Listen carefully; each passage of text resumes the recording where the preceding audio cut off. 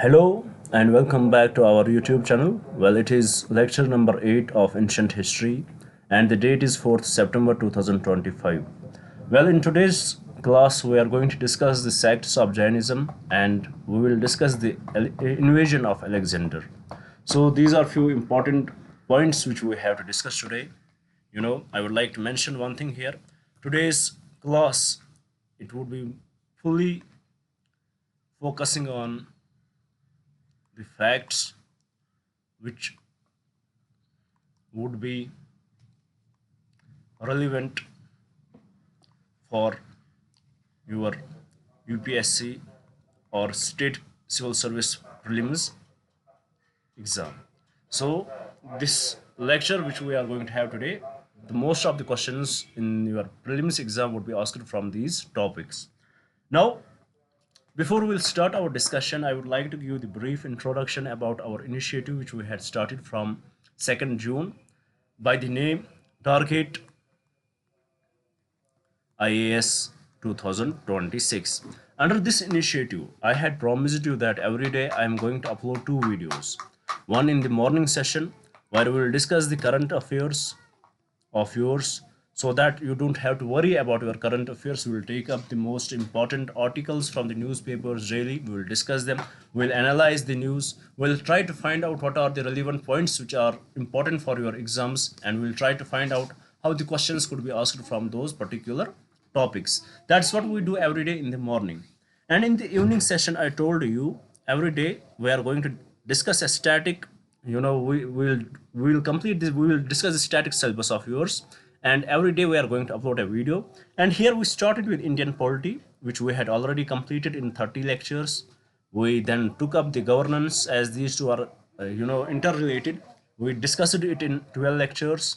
After that, right now we are discussing the Indian history, starting with ancient history, and here we had already discussed 7 lectures and it is the 8th lecture. So this is what this initiative is about. And here I had promised you one thing, that by the month of January 2026, we are going to complete your full syllabus. Whatever is required for you to clear the exam, whether it would be related to prelims exam or mains exam, everything would be cleared here. There is only one exception, that we are not going to cover optional subjects. That is the only exception here. And also, as we had already delivered lectures of Indian polity and governance, I had promised you, once we are delivering the lectures at the sidelines, we are also preparing notes for you. And we had prepared notes for the Indian polity and governance. These notes are available. A comprehensive book we had prepared for you. This book is very much different from the conventional books which you see in the market, because the conventional books will give the topics, they will analyze them, but they won't give the questions after every topic. They won't give you the prelims questions or the mains question. But our approach was like that. Every concept which we had discussed there, you should be able to analyze, realize how it is important for your exam and how the questions could be asked. So if you want to get access to this book, what you will have to do? You just have to mail us at salvation UPSC 136 @gmail.com. So at this email ID, you will have to mail us. You will be told to pay only 200 rupees. Only 200 rupees for, this is a kind of an acknowledgement which you can give us. And also, this is the initiative which we had started. If you want to be the part of it, please do subscribe the channel. Please do share it with your friends so that they may also get benefited from this initiative. And please do write in the comments what else should we bring for you guys. Now, without any delay, let's start our discussion here. As if you can remember, in our yesterday's class, we discussed the Jainism. First, we discussed the Buddhism. We discussed the sects of the Buddhism, and we saw there are many sects, more than 18 sects in the Buddhism. And practically, it is not that possible. You have to remember a lot of data. You don't have to only focus on the history. There are so many subjects which you have to take care of. So practically, what is feasible for you, can you remember these 18 sects? If you can, that's okay, that's fine. Do you have to remember? Yes, you have to remember. But as it is said, for UPSC you don't need to work with hard work, you also need to work smartly. So if you will see the trends in the exam, there will be questions which will combine the Jainism sects and the Buddhism sects, and they will tell you to identify them. So what is the best option available to you? What you can do? In the Jainism, there are only few sects. It is better for you to remember these few sects, and then rest you can eliminate in the exam. So today's discussion, what we are going to have today with respect to the sects of the Jainism, it is going to be very much important for you and very easy, very, I would be very much discreet what is important for your exam. And rest, if I will not discuss anything, please remember that that thing we may discuss in art and culture. Art and culture. If there also I will not discuss anything, that means that is not important for you. Please remember that thing here. So this is today yesterday we discussed Buddhism, the sects of the Buddhism, and we discussed the philosophy of the Jainism. How what is the philosophy? What are the five Maharatnas? And we discussed all that. Now today we are going to discuss what are the different sects of the Jainism. Now let's move to it. Let's see what are the different sects of the Jainism. The major two sects of the Jainism are Digambar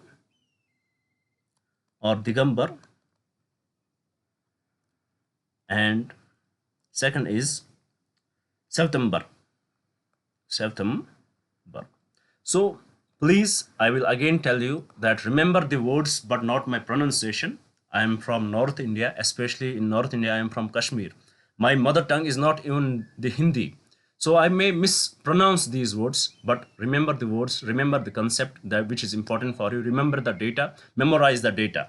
Don't focus on the pronunciations here. So these are the two major sects in the Jainism. What was the cause of two major sects?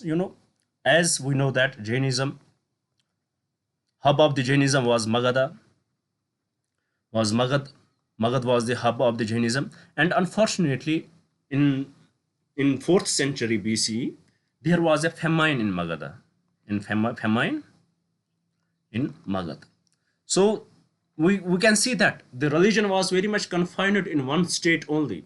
So the people, the followers of the religion, the leaders of the religion decided that if we will stay here, there are chances that we may fall the victim of the famine and we may die.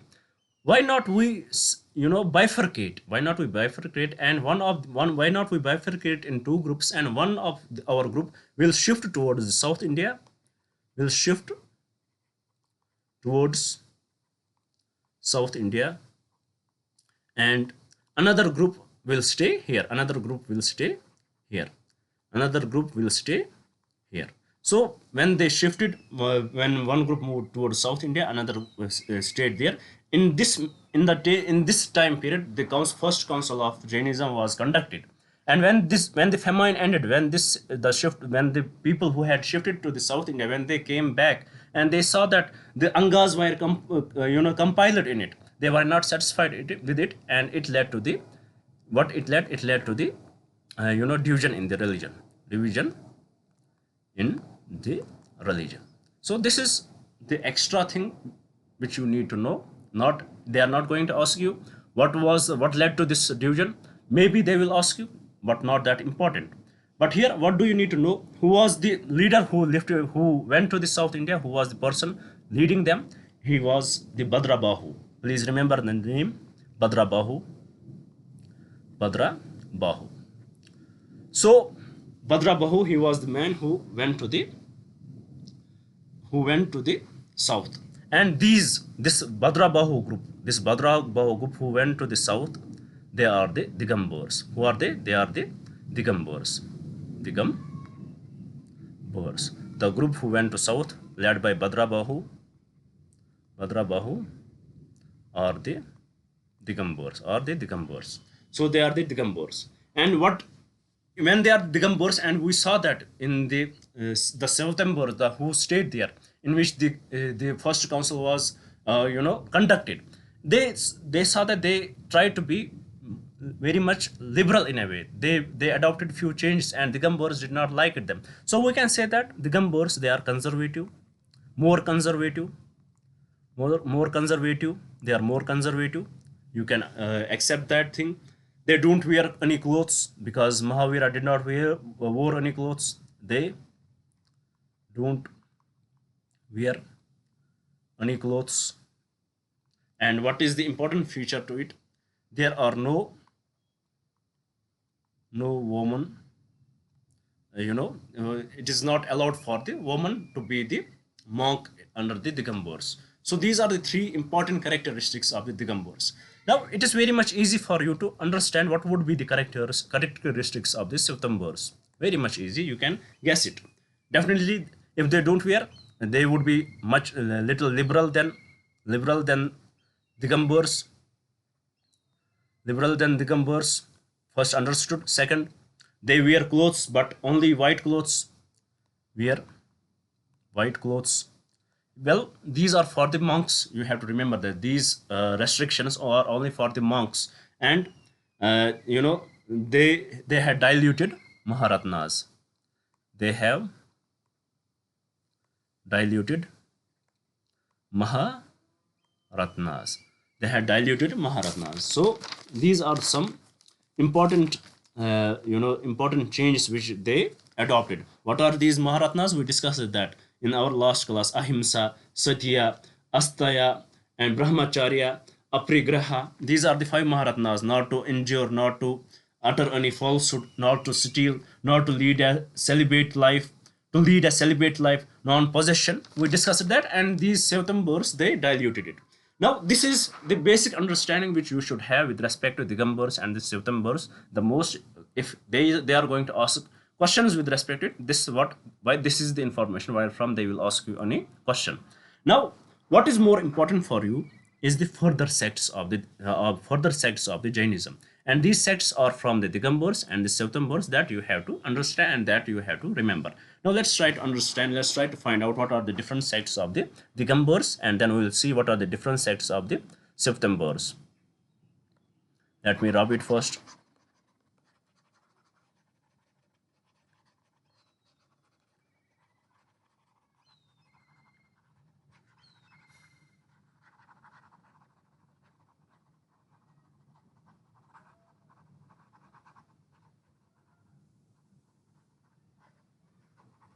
Sects of the Digambars. In Digambar, it has two major subsects. Digambars,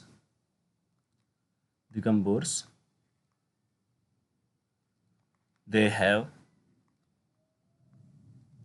two major subsects. They have two major subsects. What are these subsects? First one is Mula Sangha. Mula Sangh, please remember that, it's very much important for you. You have to remember this. If you can remember, if you can memorize this, you can answer any question with respect to Buddhism also, with respect to the subsects of the Buddhism also. First, it is Mula Sangh. Mula Sangh. What it is? Mula Sangh. It is the original community. It is the they are the original community. Mula Sangh, they are the original community. Then they have the second, they have the Bispanthi.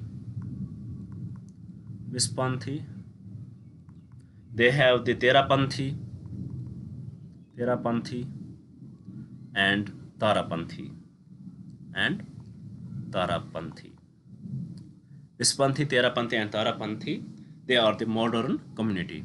They are the modern community. You will see this word Tarapanthi in the September also, but what is the difference? They don't wear clothes. So remember that.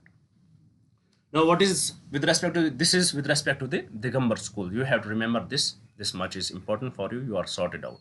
Now let's move to the Digambar school, and let's see September school and see how many subsects they have. Let's try to find out that.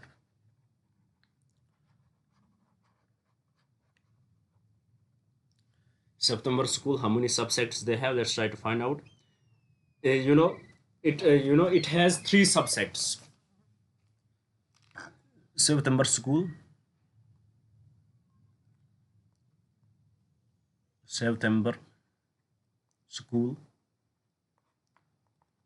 It has three subsects.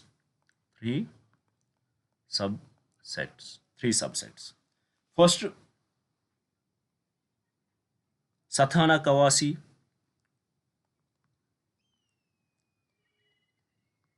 Sathana Kawasi.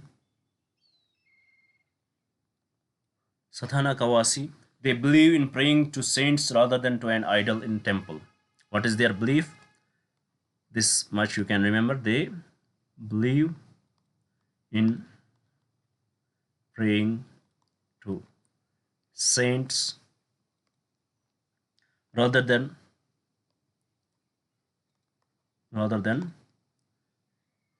do an idol versus idol rather than to an idol in temple. So they believe in praying in saints rather than to an idol in temple. Then second, Sathana Kawasi. It is the first subsect of the September school. Second subsect is the Murti Pujakas. Murti Pujakas. Murti Pujakas, it is the second subsect.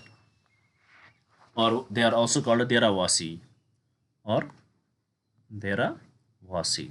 Murti Pujakas or Deravasi. About them, they keep idols of Tirthankars at their temple. What is there?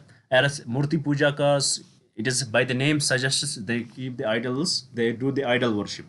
What they do? They keep the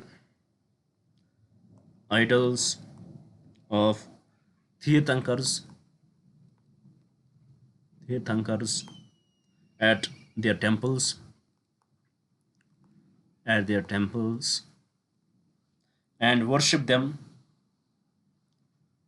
and saints of this sect don't wear muhapati. Don't wear muhapati. What is this muhapati? Mask. Why do they wear muhapati? Why do they wear mask? Because they believe in when we breathe, because it believes in non-violence.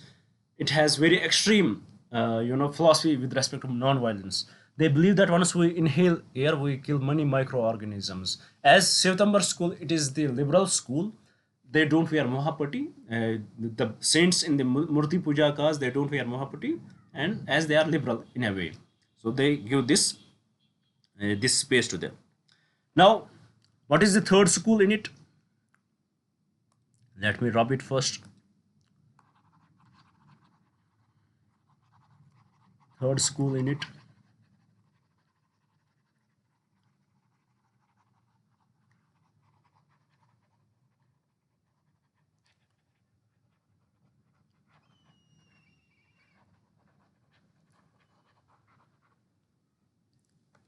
Third school in it, it is Tarapanthi. As I told you, it is Tarapanthi.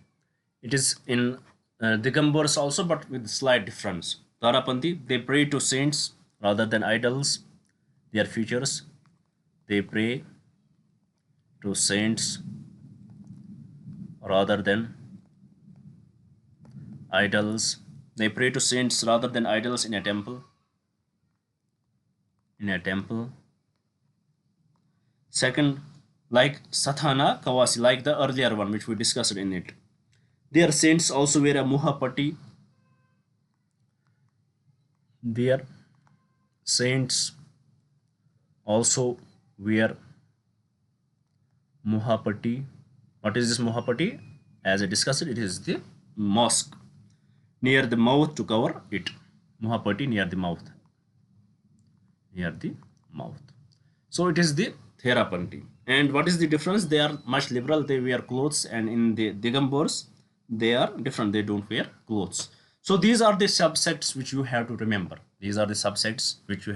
By heart. A question, you can expect a question on the subsects of the Jainism and Buddhism, and how they ask the questions, they will tell you to identify whether this subsect belongs to the Jainism or Buddhism. Now let's recap what we discussed. First, let me make a chart for you so that you can remember it fully. I will try to be very much clear in it. We have Jainism. The philosophy revolves around the soul. Anything in the question, if it is related to soul, the answer is Jainism.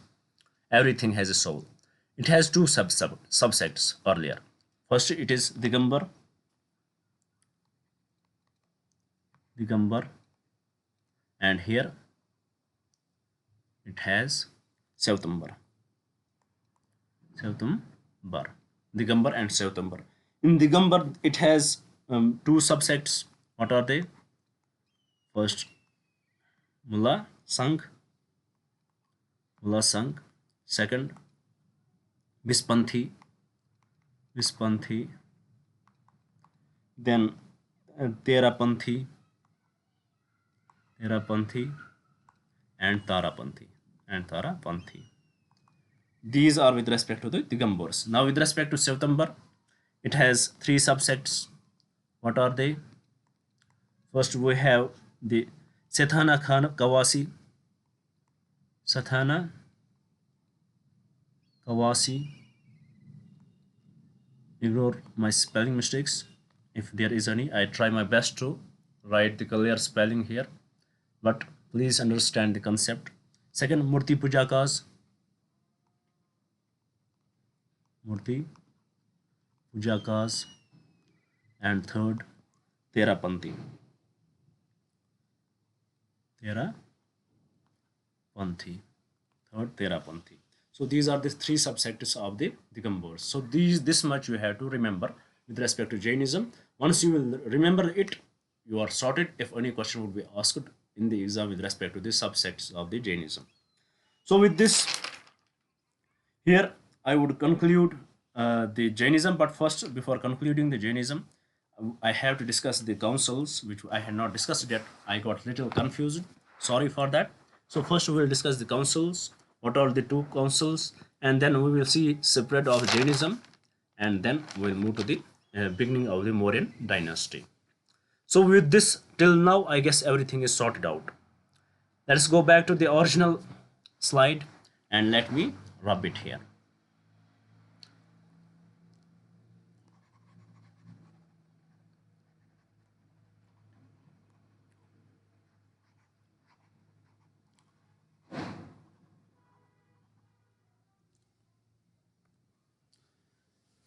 So about the councils, the first council, it has only two councils. First council, it was at Pataliputra. At Pataliputra. First council at Pataliputra under the leadership of Sutla Bahu. Under the leadership of Suthula Bahu. Labahu. He is the person who stayed in Magad, and under his leadership they conducted this council. And Badrabahu, he migrated to south and stayed there. So that was the reason of the conflict. Under this council, what was the result of the council? 12 angas were compiled. 12 angas were compiled. So this was the first factor of division between the Sevtambars and the Digambars. Then there is second Jain council. Because of that, the division happened. Second Jain council. Under second Jain council, it was held at Vallabhai, Gujarat in the 5th century BCE. At Vallabhai, Gujarat in 5th century BC.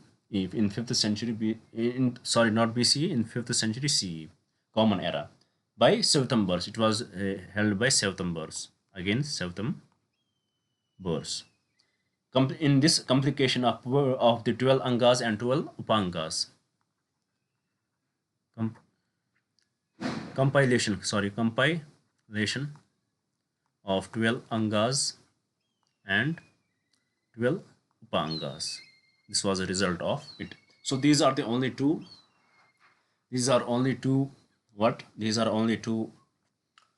councils which were held by Jainism. You can see there is a huge gap between first council and second council, and because of that the religion diluted. There was not that great effort from the Jainism to bring the unity in the religion, and unfortunately by time it got much mixed in the Hinduism.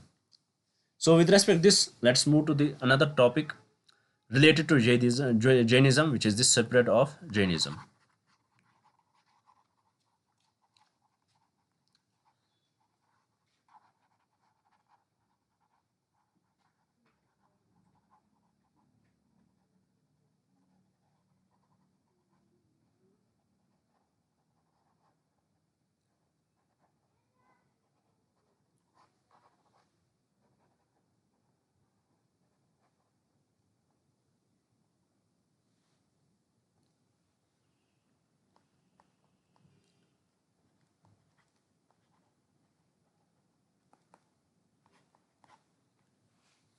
Separate of Jainism. If we will know about Mahavira, he has 11 disciples. He had 11 disciples, and or we can say Gandharas, or we can say Gandharas. 11 Gandharas are disciples. Under these, the Sudharma, Arya Sudharma, he lived, he was the only Gandhara who survived after the death of the Mahavira. Only Gandhara who survived after the death of Mahavira, and he lived for almost for 30 years after the death. Who survived? He lived after he lived almost for 20 years, not 30, 20 years after the death of Mahavira. 20 years, and he was the person who was the chief, patron of the Jainism, and he became the first Thera. He became the first Thera, or the chief preceptor of the Jain order. He died 20 years after Mahavira's death.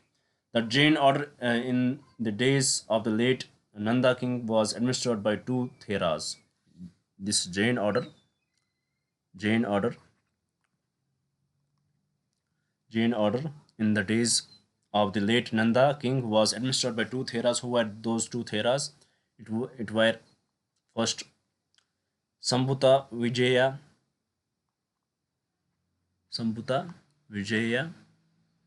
and second it was Bhadra Bahu. These were the two Theras in the late administration. In the late Nanda king administration, it was Jain order was administered by these two Theras. According to Jain tradition, Udayan, the successor of Ajatashatru, was a devoted Jain.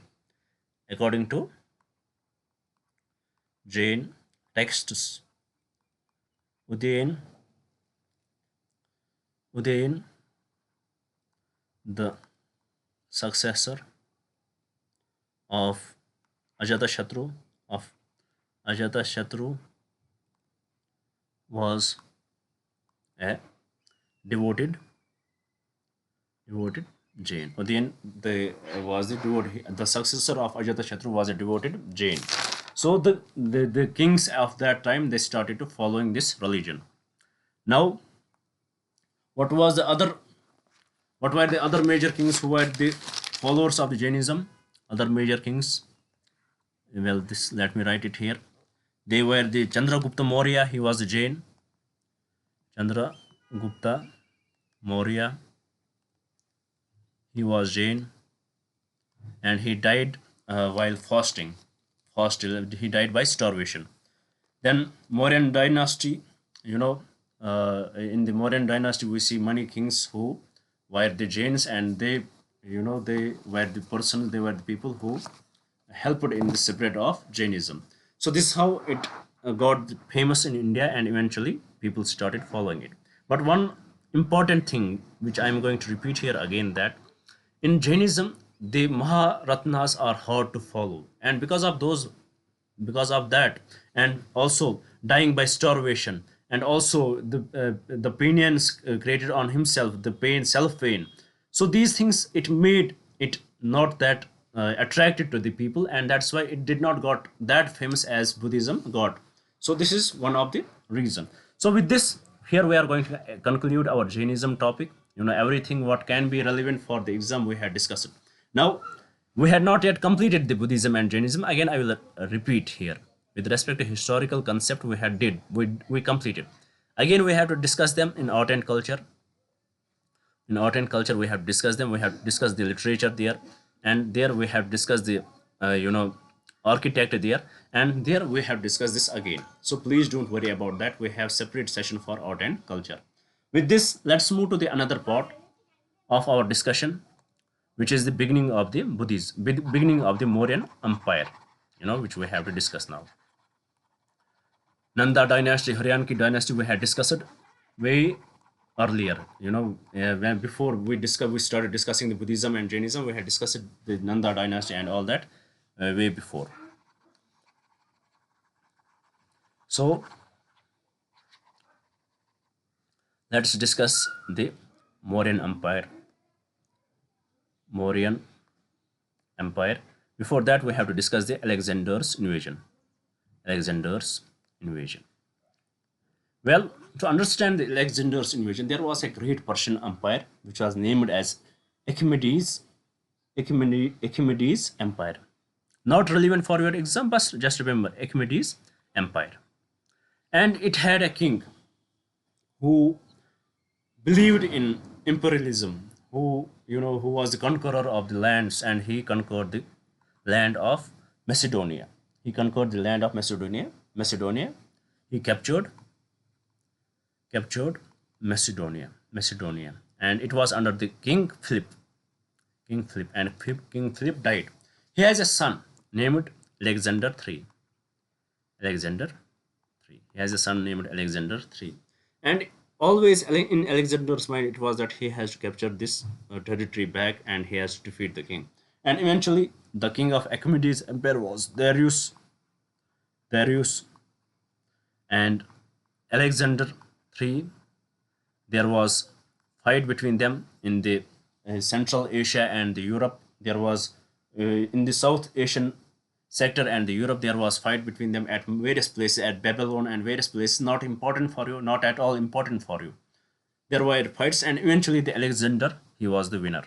And Alexander's empire spread to the vast lands. Now there was a division. He reached till the Indus Valley, Indus River. Now he wanted to conquer the lands in the India too, in approximately around 327 BCE.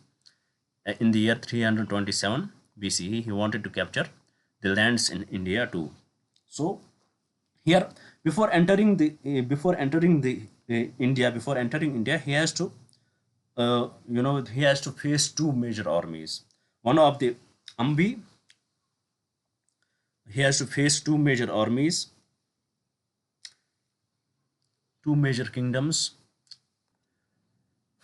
He has to face two major armies or rulers. First, ruler of Taxila, Ambi, and the second one is the Porus. These two they have to face. Well, the Ambi, he knew that Ambi knew that Alexander is the great, he has the great army, he has the great system, and he accepted his lordship. And now his shift is towards the Porus. And it is said that the Porus fought very valiantly with Alexander. He defended his land for the maximum time, and eventually he got defeated. Porus got defeated.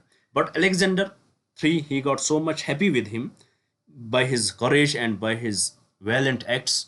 He gave his territory back to the Porus, and he made him as his governor or as his feudal there. So this happened there. And eventually the Alexander wanted to move forward, but Alexander's army, they gave up because they were fighting from years now. They told Alexander that we don't want to fight anymore. We want to go back to our family. We miss our family. We are tired. Our horses are tired. We want to rest. So Alexander decided to go back, but he did what he did. He appointed what? He appointed Seleucus Nectar I. He appointed Seleucus Nectar I as his governor. Why they decided to move? First, their army was very much tired. They did not want it to continue these conquests. They wanted to go back. And at the same time, they believed that when Porus with little army took us so much time to, when he defended against us so much, and they believed that the Nandas, they will have much bigger army. They have 10 times army than the Porus. So definitely it will take much time for them to conquer them. So eventually Alexander accepted their demand, and he hosted Seleucus Nectar I as the governor. And when he hosted him as the governor, and then he left back, while he was going back in Egypt, he died. Alexander died in Egypt. Alexander died in Egypt. Alexander died around 324 BC or 321 BC. Now, now we know that Alexander has appointed his governor, namely Seleucus Nectar. And who is the Nanda king at that time? The Nanda king is Nanda. He is the Nanda king there. But there is a person, his name is Chandragupta Maurya. What he does, he assassinates this Dhanananda by the help of Chanakya. Chandragupta Maurya, what he does, he assassinates Nanda by the help of the Chanakya, and he becomes the ruler, and he becomes the ruler of Magad. He becomes the ruler of Magad, and eventually now there is fight between Seleucus Nectar I versus Chandragupta Maurya. At the same time, when Seleucus Nectar I and Chandragupta Maurya, they realized one thing. What they realized, for Seleucus I, he realized that there is huge Achaemenid empire which is left to him. The Alexander's empire which is left to him. Why not focus on that rather than focusing on India? And at the same time, Chandragupta Maurya, he realized that he has whole India left to him. Why not focus on that rather than fighting Seleucus Nectar? So both they decided to that let's go for the ceasefire. And when ceasefire was adopted, conditions would be there. And eventually, the daughter of Seleucus Nectar, Helena, she got married to Chandragupta Maurya, and there was the matrimonial alliance between the two. So there became the matrimonial alliance between the two. So this is, now we have to discuss the Mauryan Empire. But before we will discuss the Mauryan Empire, we will try to understand what are the sources from which we get this much information. There is nothing, you cannot quote anything without the source. You can't say anything without the sources. So first we will try to understand the sources, then we will move towards the Mauryan Empire. Let's try to find out what are the sources, what are the domestic sources, and what are the international sources.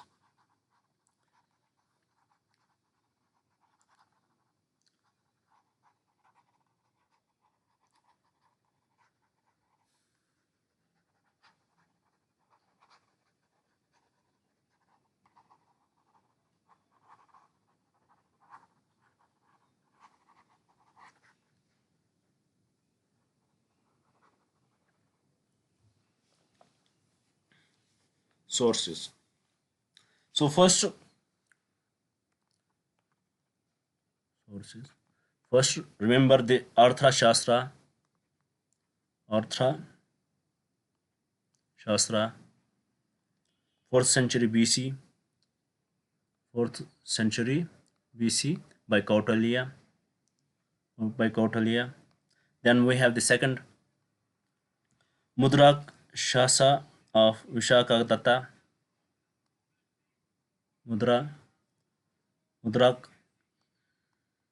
Shasa of Visakha Datta. We have to, in art and culture, we will discuss them in great detail, but here just remember the sources. It is the 5th century AD. 5th century AD. It talks about this Mudrakshasa of Vishakha Datta. It talks about the foundation of the Mauryan Empire.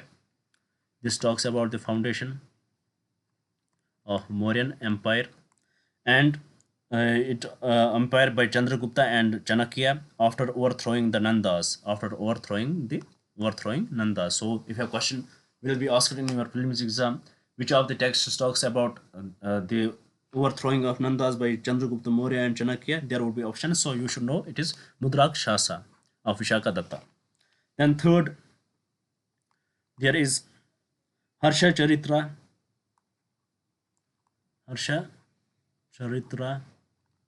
of Bana, 7th century AD. Harsha Charitra of Bana, 7th century AD. It talks about the decline of Mauryan Empire, decline of Mauryan Empire, and it talks about the assassination of the Brihadratha by Pushumitra Sangha. Assassination of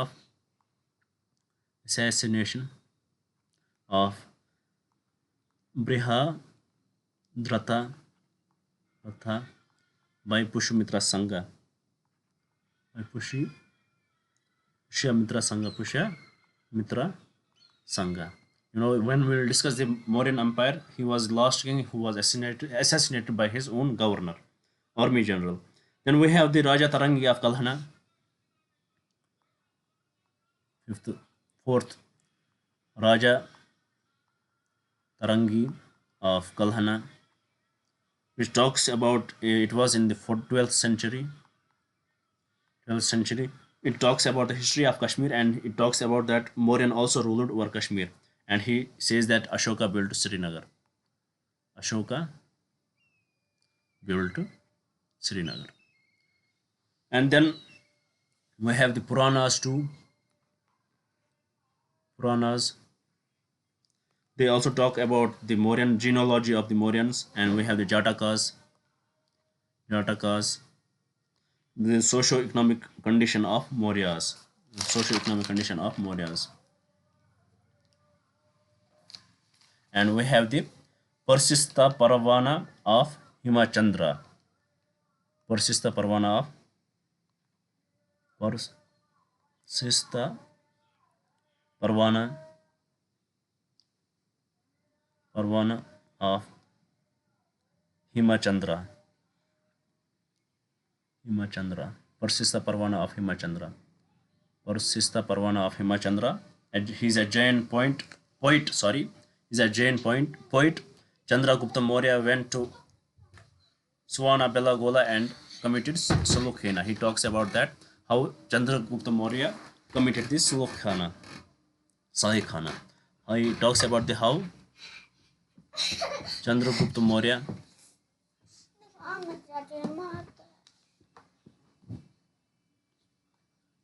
committed Sullekhana.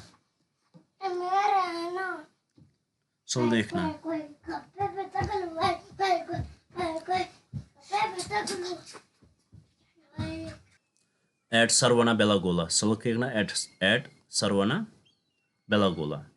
So these are some domestic, texts which talk about domestic sources which talk about the Mauryan Empire.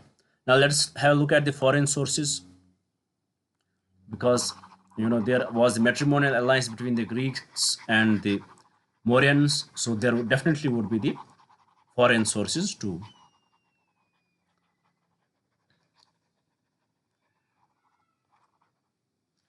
Let's have a look at the foreign sources.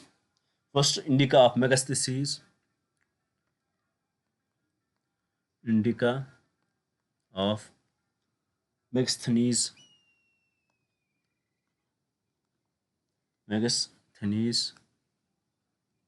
Indica of Megasthenes, 300 BCE. 300 BCE in a Greek language.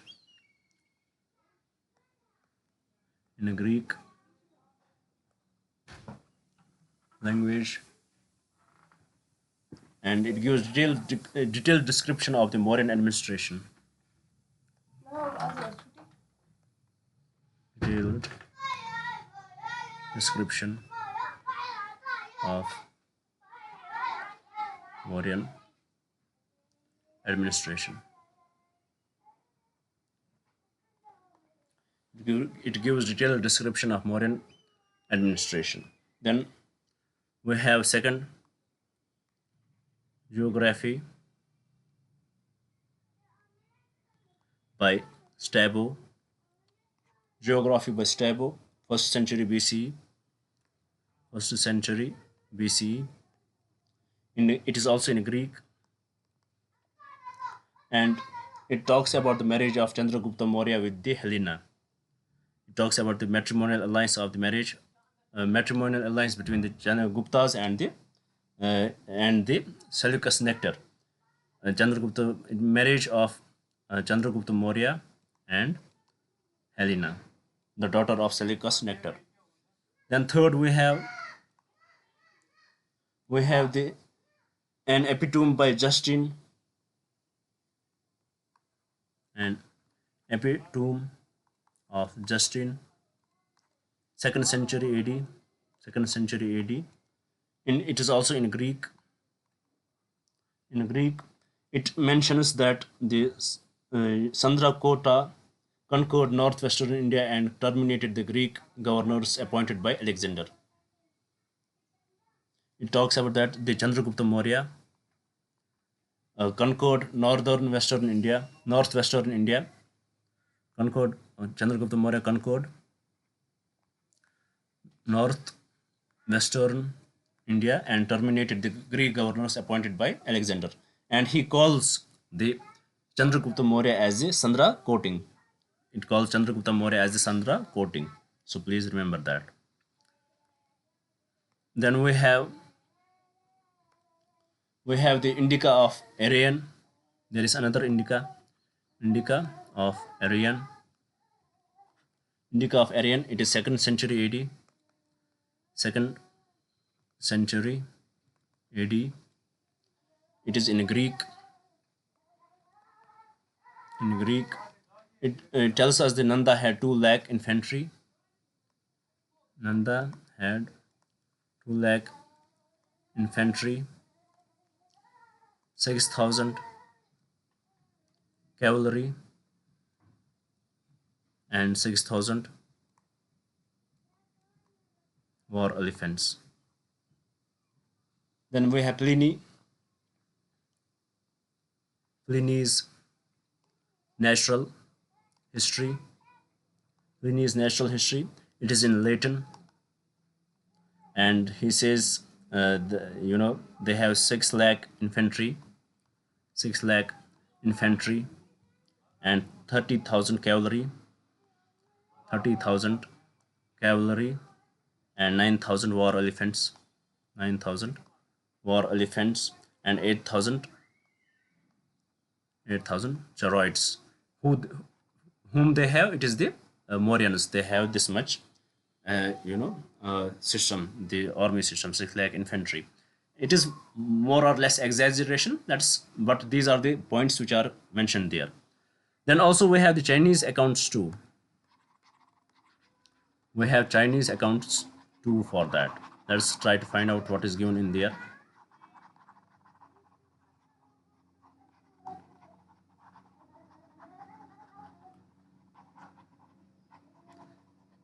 In Chinese accounts, we have the Fahin.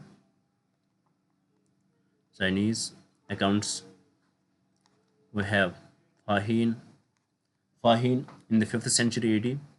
5th century AD. He talks about the greatness of Mouriyan monuments. Talks about greatness of Mouriyan monuments. Then we have another Chinese traveler. His name is Hyun Sang. He wrote a book, Siyuki. His book is Siyuki. His book is Siyuki, and he mentions about the Ashoka. Mentions about Ashoka. He's in the 7th century. Please do know these chronology, because with respect to the Chinese travelers, the questions may come who came first and who came second. So Fahin, 5th century AD, Hyun Seng, 7th century AD. And he also talks about he mentions about the Ashoka's conversion to Buddhism. Under the influence of boy monk Upagupta.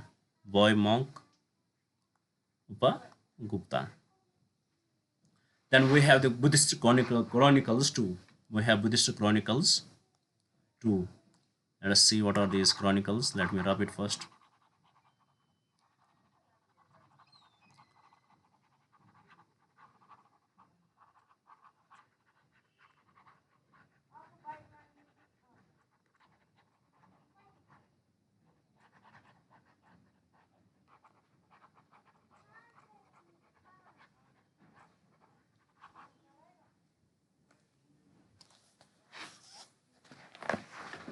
we have the Buddhist chronicles of Ceylon, or Sri Lanka. There we have the Mahavamsa, Dipavamsa, and Kulavamsa.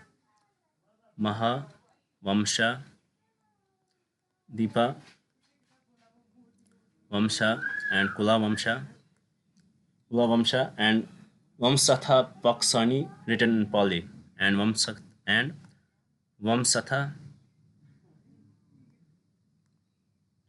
Pakasani, written in Pali. Vamsaka Pakasani, written in Pali. Mahavamsa, Ashoka's, in Mahavamsa there is written that Ashoka's children, Mahindra and Sangamitra introduced and propagated Buddhism in Sri Lanka. Introduced and propagated Buddhism in Sri Lanka. Then we have another. It is Divya Vedana. Divya Vedana is a Buddhist. It is a Buddhist text of Tibet. Or the Tibetan. It is written in Tibetan language, and it gives an account of Ashoka.